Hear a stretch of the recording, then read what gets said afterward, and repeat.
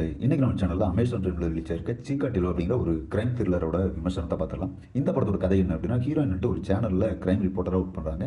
இவங்க வந்துட்டு ஒரு கிரைம் அதுக்கு பின்னாடி இருக்க சம்பவங்கள்லாம் மக்கள் கிட்ட கொண்டு போய் சேர்க்கணும் அப்படிங்கிறதுக்காக டிவியில் ஒரு சேனல்ல ஒர்க் பண்ணிட்டு இருக்காங்க. அவங்களுக்கு தனியாக ஒரு பாட்காஸ்ட் சேனல் ஓப்பன் பண்ணி மற்ற கிரைம்களை ஆராய்ச்சி செஞ்சு அதை மக்கள் கிட்ட கொண்டு போய் சேர்க்கணும் அப்படிங்கிறது ஒரு ஆசையாக இருக்கு. இதுக்கு அவங்க கூட ஒர்க் பண்ணுற ஒரு பொண்ணையே வந்துட்டு கூட்டுக்கு சேர்த்துக்கிறாங்க. அவங்க அந்த பிளான் போட்டதுக்கப்புறம் பார்த்தீங்க அப்படின்னா, அந்த பிளான் கூட சேர்த்துக்க வேண்டிய பொண்ணு வந்துட்டு தன்னோட லவ்வர் கூட கொஞ்சம் எசுக்கு வசகாக இருக்கப்ப கொலை செய்யப்படுறாங்க.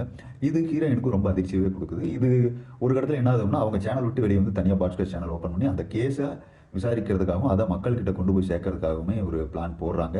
ஏன்னா இவங்க எந்த சேனல் ஒர்க் பண்ணுறாங்களோ அந்த சேனலே கூட ஒர்க் பண்ண பொண்ணு வந்துட்டு கொஞ்சம் தப்பாக பேசுகிற மாதிரியா இருக்கவும் அதுலேருந்து அவங்க வெளியே வந்துடுறாங்க.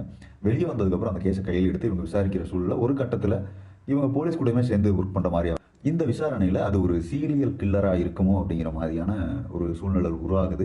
இதுக்கப்புறம் அந்த சீரியல் கில்லர் யார், அதுக்கு பின்னாடி என்ன, அதை தொடர்ந்து நடக்கிற கொலைகளுக்கான காரணங்கள்லாம் என்ன அப்படிங்கிறது தான் இந்த படத்தோட மொத்த கதைக்கிழமை.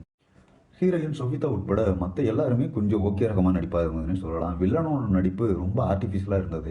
ஏன்னா அவர் வில்லன் தான் அப்படிங்கிற மாதிரியான கண்டுபிடிச்சதுக்கப்புறம் பார்த்தீங்க அப்படின்னா அவரோட நடிப்பு எல்லாமே ரொம்ப நாடகத்தனமாக ஓவர் ஆக்டிங் மாதிரியாக தான் எனக்கு கொஞ்சம் ஃபீல் ஆச்சு.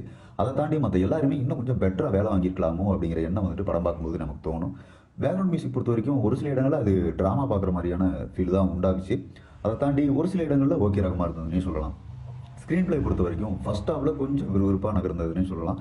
குறிப்பாக இந்த கிரைம் நடக்கிறதுக்கான பின்னணியை ஹீரோயின் தேடி போகிற அளவில் வந்துட்டு கொஞ்சம் ஓகேவாக இருந்தது. ஆனால் அதுக்கப்புறம் பார்த்தீங்க அப்படின்னா கொஞ்சம் லிட் டவுன் ஆகி ட்ராமா பார்க்குற மாதிரி ஒரு ஃபீல் ஆயிடுச்சு. படத்தில் இருக்கவங்களுக்கு மட்டும் கொஞ்சம் பரபரப்பாக போகிற மாதிரியான ஃபீல் இருந்தாலுமே படம் பார்க்குற நமக்கு வந்துட்டு அந்த ஃபீல் சுத்தமாகவே இல்லை. ஒரு மாதிரி ஃப்ளாட்டாக படம் போயிட்டு இருக்க மாதிரியே ஃபீல் தான் எனக்கு உண்டாக்குச்சு.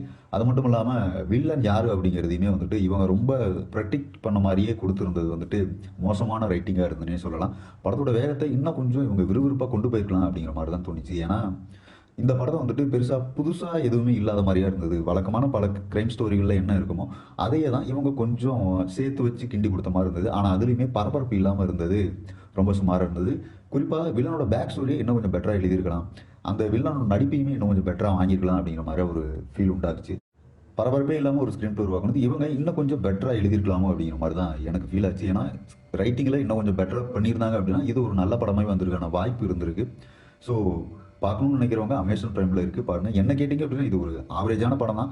உங்களுக்கு டைம் பாஸே ஆகலை அப்படின்னா நீங்கள் இந்த படத்தை உட்காந்து பார்க்கலாம். மற்றபடி நீங்கள் இதை ஸ்கிப் பண்ணுறதே நல்லது அப்படிங்கிற மாதிரி தான் எனக்கு ஃபீல் ஆச்சு. தமிழ் டப்பிங்கில் இருக்குது. தமிழ் டப்பிங்குமே கொஞ்சம் ஓகேவாக தான் இருந்தது. ஏன்னா ஒரு சில இடங்களில் இது டப்பிங் சரியாக சிங்காகவே இல்லை அப்படிங்கிற மாதிரி ஃபீல் ஆச்சு. ஸோ பார்க்கணும்னு நினைக்கிறவங்க பிரைமில் இருக்க மக்களே பாருங்கள். அடுத்த ஒரு விமர்சனத்தில் சந்திப்போம். நன்றி.